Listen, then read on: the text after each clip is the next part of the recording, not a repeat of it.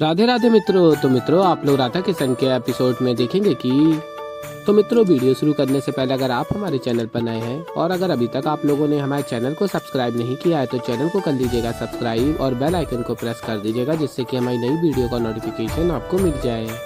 तो मित्रों आप लोग देखेंगे कि राधा कहती है, मैं कृष्ण की प्रिय सखी राधा अपने शरीर को इसी क्षण त्यागने का निश्चय करती हूँ। और तभी श्री कृष्ण आ जाते हैं राधा के समक्ष और कहते हैं, राधा से कृष्ण जो ऊपर से नीचे की ओर बहे और इस धरा को शीतल कर दे वो धारा है, और जो नीचे से ऊपर की ओर ले जाए सबके हृदय को शीतल कर दे वही तो मेरी राधा है। और फिर कृष्ण कहते हैं आगे, मानव जीवन के उद्धार की कहानी राधा बिना कृष्ण के कैसे लिख सकती है, क्या ये भी संभव है। और फिर राधा कहती है, कृष्ण क्या ये सत्य में तुम हो या मैं कोई सुंदर स्वप्न देख रही हूँ। और तभी बलराम दाऊ भी आ जाते हैं और कहते हैं, नहीं राधा ये कोई स्वप्न नहीं है, फिर तू स्वप्न से भी सुंदर यथार्थ है। और कहते हैं, कृष्ण इस बार मैं तुम्हें जाने नहीं दूंगा राधे, स्वयं से दूर होने ही नहीं दूंगा। और ये सुनकर राधा प्रसन्न हो जाती हैं और कहते हैं, कृष्ण आगे मैं तो बस उचित समय की प्रतीक्षा कर रहा था और वो समय अब आ गया है, हमें अब द्वारका लौटना है राधे, तुम्हारी इच्छा अनुसार सब कुछ हो चुका है। ऋषि गर्ग की गर्ग संहिता के माध्यम से संसार को प्रेम और प्रेम भक्ति का पाठ तुम्हें पढ़ाना था, वो कार्य भी हो चुका। तुम्हें मेरे साथ विवाह करना था, वो कार्य भी हो चुका। हमें अपने प्रियजनों से मिलना था, हमने अपने प्रियजनों से मिलकर उनसे भेंट कर ली। अपने सखाओं के साथ, गोपियों के साथ, अपनी अष्ट सखियों के साथ इतने आनंद के क्षण व्यतीत किए। इस संसार को हमारे प्रेम की कितनी स्मृतियां मिली। अब समय आ गया है इस गर्ग संहिता को पूर्ण करके पुनः द्वारिका लौटने का। और फिर मित्रों आप लोग आगे देखेंगे कि राधा कहती है, कृष्ण यदि तुम्हें इसी भांति इस लीला का अंत करना था तो मुझे सबसे अंतिम भेंट करने को क्यों कहा, क्यों इतना दुख पहुंचाया मुझे। और फिर कृष्ण कहते हैं, क्योंकि सत्य में तुम्हारी वो अंतिम भेंट थी राधे, मैं चाहता था कि अंतिम भेंट ऐसी हो जो हमें सदा स्मरण रहे। और फिर दाऊ कहते हैं, परंतु कान्हा ये गर्ग संहिता समाप्त कैसे होगी, अभी भी तो बहुत सारे अध्याय शेष हैं। और फिर श्री कृष्ण कहते हैं, हर लीला को जीने की आवश्यकता तो नहीं है, कुछ आभास ऋषि गर्ग को अपने आप हो सकता है। और फिर राधा कहती है, आभास वो कैसे। और फिर श्री कृष्ण अपना मोर पंख निकालते हैं और अपनी प्रेम की शक्ति से उसे ऋषि गर्ग तक पहुंचाते हैं। और फिर मित्रों आप लोग आगे देखेंगे कि श्री कृष्ण ऋषि गर्ग की गर्ग संहिता में अध्याय लिख देते हैं अपनी शक्ति से। और फिर मित्रों आप लोग आगे देखेंगे कि द्वारिका में शाम जाता है लक्ष्मणा के समक्ष और कहता है, अरे वाह लक्ष्मणा, अद्भुत, तुम तो कितनी सुंदर रंगोली बना रही हो। और फिर लक्ष्मणा कहती हैं, प्रशंसा करनी है तो राधा की कीजिए, उन्होंने मुझे इतनी सुंदर रंगोली बनानी सिखाई है। और फिर शाम कहता है, अच्छा तो इसका अर्थ है कि कोई विशेष अवसर आने को है, तभी तो तुम इतनी मेहनत से ये रंगोली बना रही हो, है ना। और फिर लक्ष्मणा कहती हैं, विशेष अवसर तो है, उत्तरायण जो आने वाला है, कितना समय हो गया द्वारिका नगरी में कोई बड़ा उत्सव ही नहीं हुआ है, क्यों ना इस वर्ष उत्तरायण की पूजा बड़ी धूमधाम से मनाई जाए।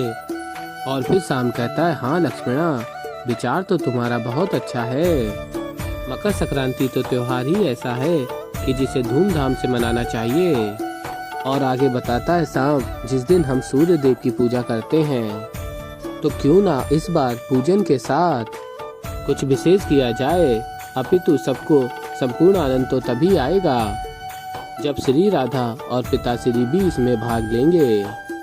और फिर मित्रों आप लोग आगे देखेंगे कि ऋषि गर्ग अपने नेत्र खोलते हैं और देखते हैं श्री कृष्ण को अपने समक्ष और कहते हैं, राधा रानी बलराम आप लोग लौट आए, परंतु मेरा ग्रंथ तो अभी पूर्ण हुआ ही नहीं है। और फिर कृष्ण कहते हैं, तनिक ध्यान से देखिए ऋषिवर, आपका ये ग्रंथ अपूर्ण नहीं है।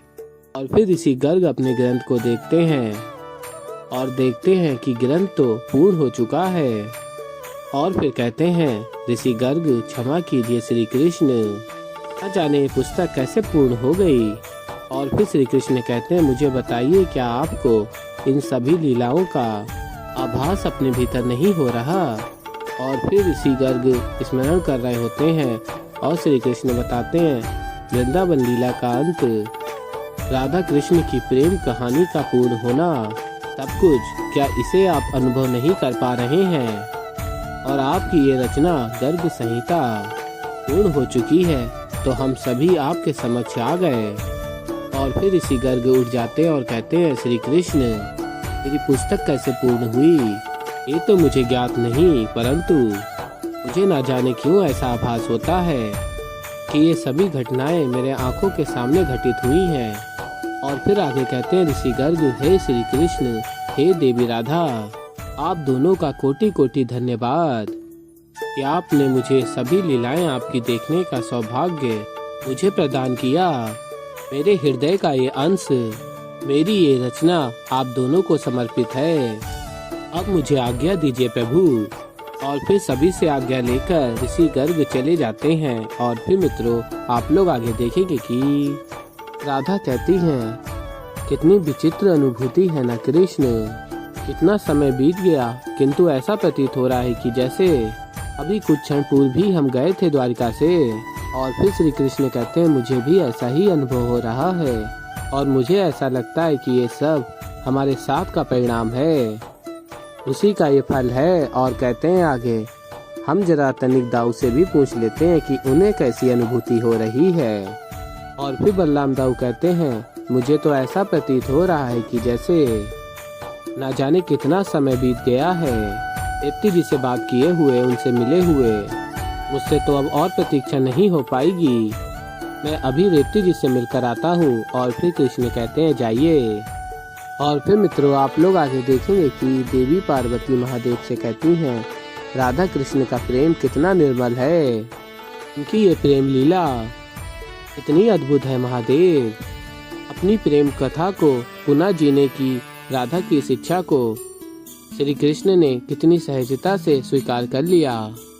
गर्ग संहिता की इस लीला को रचने के पीछे राधा की शिक्षा का पूर्ण होना ही तो था। और फिर महादेव कहते हैं, तुमने सर्वथा उचित कहा गौरी।